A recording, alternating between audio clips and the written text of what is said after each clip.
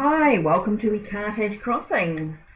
Don't forget to like, subscribe and ring the bell so you know when the next video will be uploaded. Check the links below. Check the links on my channel for blog, how to get a private reading from me, the tarot and oracle decks that I've created myself. You can find on Make Playing Cards, Instagram, Twitter, etc. You'll find me. So anyway, let's get down to it. What this video is about is the Silver Witchcraft Tarot that I got. Okay, and what I want to do is I like pairing up with a variety of oracle decks when I'm doing a reading for a client. So I'm thinking, what type of decks would go with the Silver Witchcraft Tarot deck?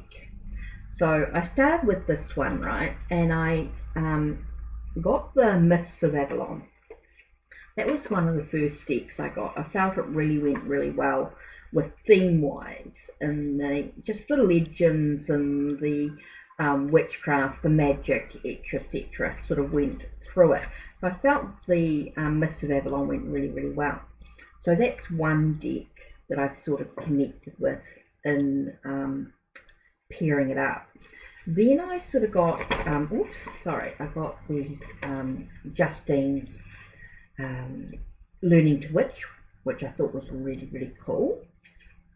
So I felt that went really, really well with it in regards to themes as well. So you sort of got that witchcraft, that magic type thing.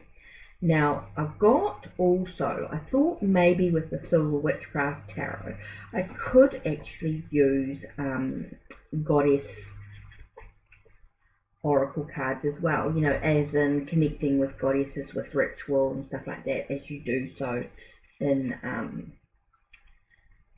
witchcraft and that sort of thing. So I thought maybe that could be a really good theme to sort of put together.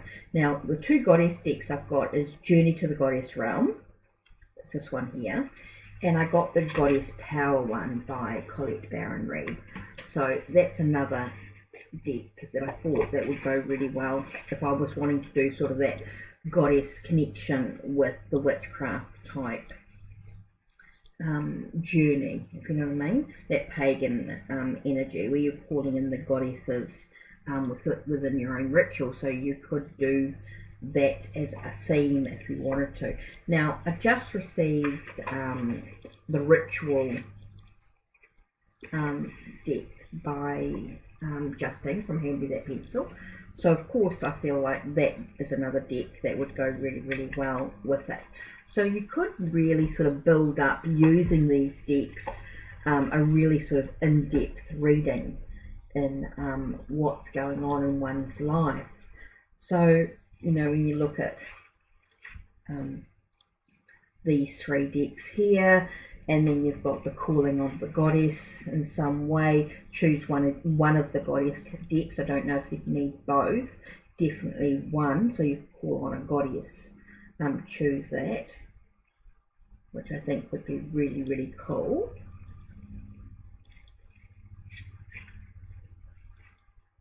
And you've got the Mists of Avalon, of course, as well.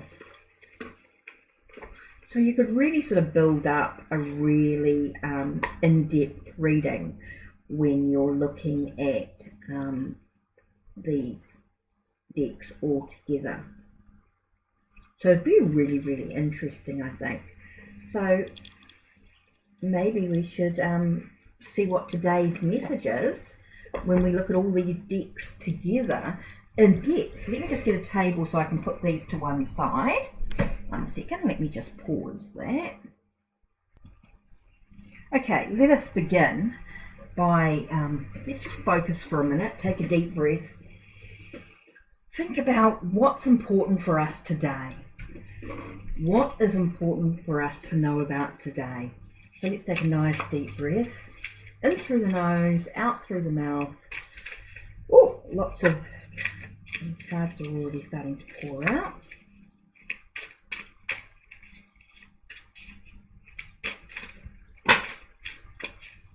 Feel like we've got a nice big pile of cards to give us today's message. Okay, let's see what fell on the ground. Oh.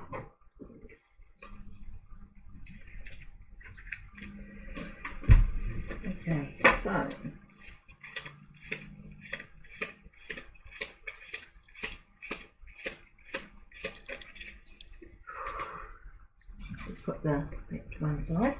Okay, let's focus. What have we got for today's messages? Okay, let us begin with the High Priestess. The High Priestess is someone who's studied, who's really dived deep into the esoteric, if you like, or into maybe some ancient knowledge, maybe history is really, really important to her, or that sorcery, that magic, all those things that could be really, really important to her on some level. She's someone who could study, who's very studious, who's learned a lot. She has quite a bit of knowledge gained. She really has her foot, I think she's really got her feet between the world, this everyday world, and the spirit realm as well. So I feel like she's very connected to those energies on many, many levels. We've got Ten of Swords here, which is about things ending, things seem final. So here we've got secrets, I think, that are very ancient. They're really sort of coming forth. They're coming into the knowing. So, excuse me, it could be an ending of something, which gives us a breakthrough of what's possible. It really brings through a sense of a new creative project on some level, maybe a new level of ambition. There's definitely something ending and something beginning, and it all starts with the ancient knowledge that comes from all the secrets, the ancient secrets and things that are coming forth in a magical way. So here we've got the King of Chalices. So this could be about looking at our emotions in quite a practical way, looking at how we can maybe set our emotions aside, to acknowledge we're caring and we're kind and all those things, but it also to not wear our emotions on our sleeve, so to speak, or show our emotions clearly. Could be about using our will, our determination to manifest what we actually want in life. It could be about looking beyond the illusion, look beyond the surface. Let's look deep within and look at the new possibilities within relationships, or how we deal with our emotions. Maybe this is about nurturing our dreams and what we want to achieve. It's looking at our, maybe we need to nurture the way we feel about stuff as well, could be really important. Look at our attachments. What are we attached to at this time? What are we chained to within our own situation? Who are we chained to? Are there people around us or situations that we find ourselves attached to, wanting to dive deep into? Maybe we need to cut those chains on some level. Here's this Knight of Swords here. So Knight of Swords is about maybe we're feeling like we're rushing into things. We're not really allowing ourselves to plan and strategize. So the Knight of Swords arrives to sort of remind us to take a moment to plan, to strategize exactly in the direction that we actually want to move in. It could be really, really important. Maybe we're setting up a battle cry to what we want to achieve. In a way, we're saying out loud, this is what we want, this is what we want to achieve, let us go for it. So this is about the choices needing to be made. We're standing here and we're like, in which direction do we actually move in? What's going to give us the creative energy that we actually want? To me, this is about choices needing to be made. Here we have a sense of nostalgia. So we might be looking at the past. How does the past affect us? How does the past allow us to actually move ahead, forward, out of these chains and into the ideas and perceptions that are important to this journey? What allows us to make clear choices to what's important? Allows us a moment of silence. Maybe there's a moment of meditation, reflection, allowing us to actually look at the lessons that we've learnt and the knowledge that we've gained, allowing us to use that knowledge with wisdom. Really, really important. To maybe look at our hurts and look and face and acknowledge the way we have been hurt in the past. Maybe allowing us to look at how we feel wounded, how we use our emotions at this time. Maybe it goes through a lot of transformation, allowing us to sort of step for a moment into this silence, into this darkness, and allow ourselves to come out, emerge like a butterfly in some way. Really, really beautiful message coming through there. Feels like there's been a lot of challenges, a lot of stuff that's held us back, but we're really allowing ourselves the moment to sort of change and acknowledge and move forward. Let's look at the myths of Avalon and see what message. Oh, straight away we've got the sacred grove, which talks about being out in nature, allows ourselves to this sense of protection, renewal, longevity. So it feels like everything's sort of it's a journey that's going to take its time. It's not a rush journey. It allows us a sense of feeling protected, finding a sense of sacredness within ourselves, but knowing that we're actually protected from what's actually going on. We've got the sense of renewal, rebirthing on some level. We're feeling rejuvenated, allowing us to connect with nature. So spending time outside is going to be super, super important. Okay, so let's have a look at one more card here. And we have the Chalice Well. So we're connecting. So when we talk about nature, it does talk about Mother Earth. So it is about connecting to outdoors, just spending that moment really connecting with Mother Earth on some level, finding again, we've got that sense of sanctuary, that sense of sacredness within where we need to go. We want some flow, some creative energy is going to be really, really important to our journey. So let's look at learning to witch first. Let's see what energy comes through here. Okay, what connection? Let's have a look. So first card we have is commit. So actively pursue, pledge to continue. So this is really about committing to your journey. You're like, hey, this is what I want. This is how I'm feeling. This is what's actually going on for me. This is what I actually need to do. So I'm really going to pursue this. I'm really going to commit to this journey and allow myself the chance to really feel like I am protected and I have stability. This is Ammonite. So I feel like I'm protected. I'm feeling like I'm really stable at this time. And I'm a master healer, immolate. So with clear quartz, it allows me to clear away those things that no longer serve me in a positive light. So let's look at the ritual cards. Yeah. Oh, I felt that. So these two here. We've got Nettle and Bull. Nettle talks again about protection and restoring through healing. So we've got a lot about protection, about feeling protected, seems to be really, really important. And about being stable, being heart-centered, coming from the heart, seems to be a lot about the emotions, seems to be really important. How do we acknowledge how we're feeling at this time? How do we feel that we can actually move ahead by feeling like we are stable, we're protected, we're coming from the place of the heart. We feel like we're restoring who we are, we're rejuvenating. You know, you've got that sense of renewal, rebirthing. All those things are going to be super important in this journey, which is really cool. So let's see what goddess is going to come out for us today. What goddess are we going to work with in this journey? Oh. And we have White Buffalo Woman with unity. Unity. So this to me is a sense of feeling complete. Now let's have a look and see what she says in the book. So this is card number 35. So right at the end here.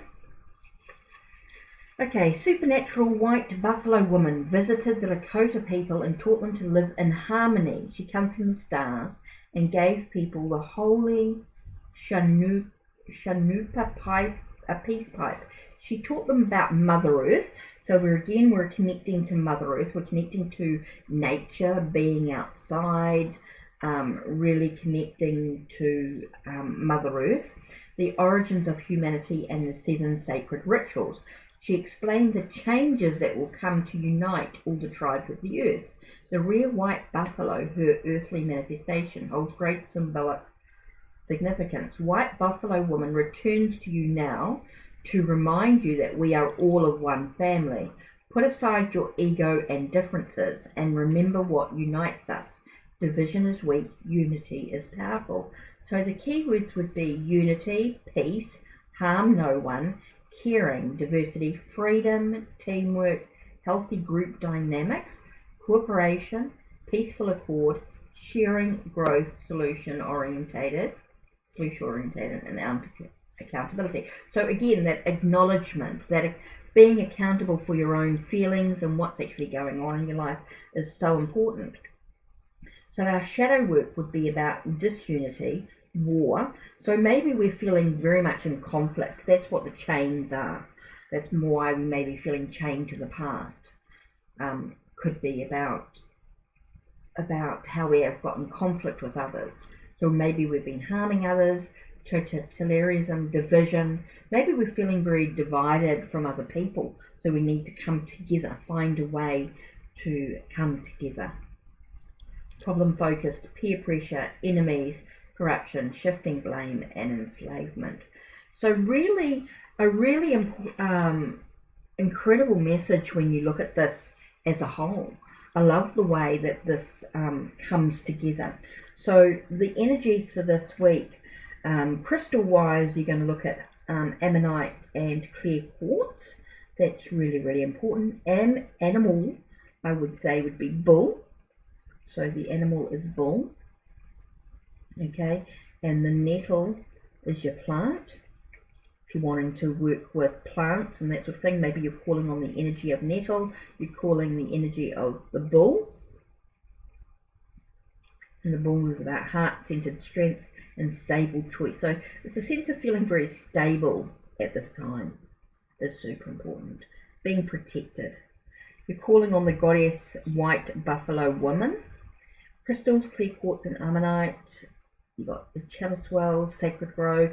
So really about places in regards to the myths of Avalon. It's really focused on places, which is interesting. So what place do you find is a sacred place for you at this time? This could be a reminder for you to look at what places are really important for you.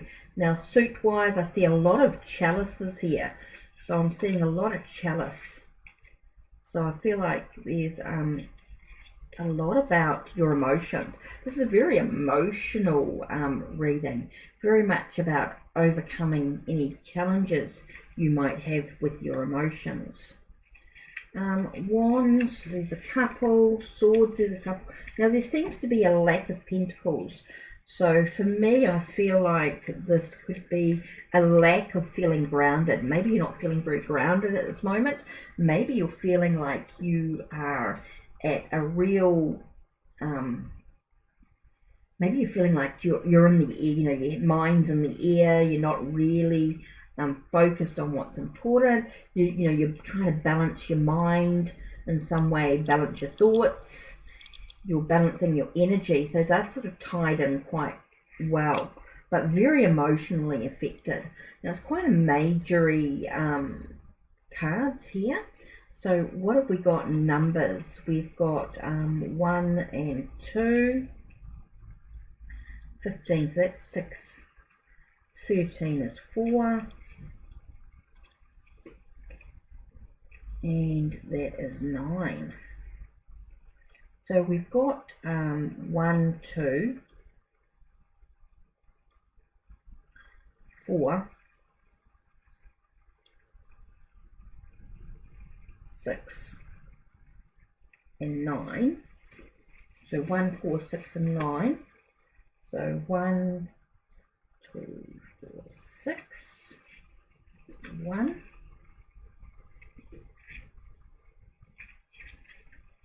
2. So there seems to be a lot of new beginnings going on. So when we're looking at this, it feels like there's a lot of new beginnings. You've got all the aces there. There's new beginnings. Seems to be some choices coming on. It is about finding a sense of harmony as well, finding a sense of balance and harmony. Could be really important. Those two don't seem so important at this time.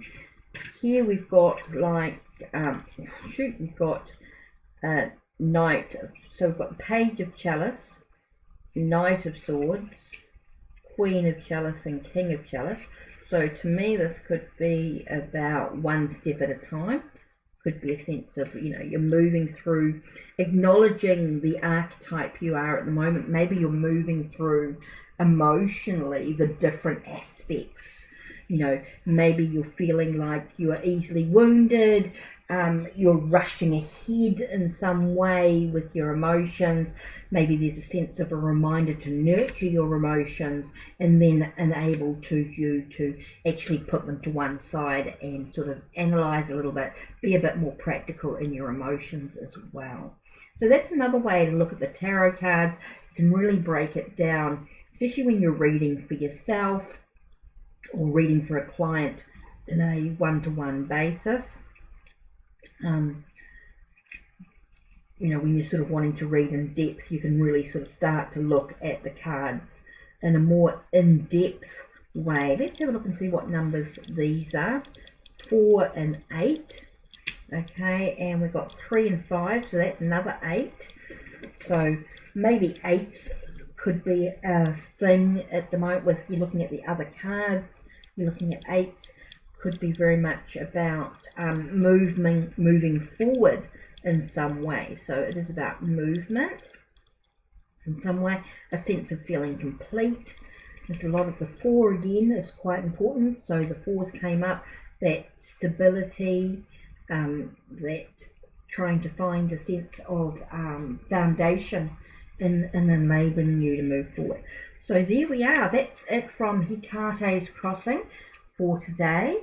Take care and blessed be.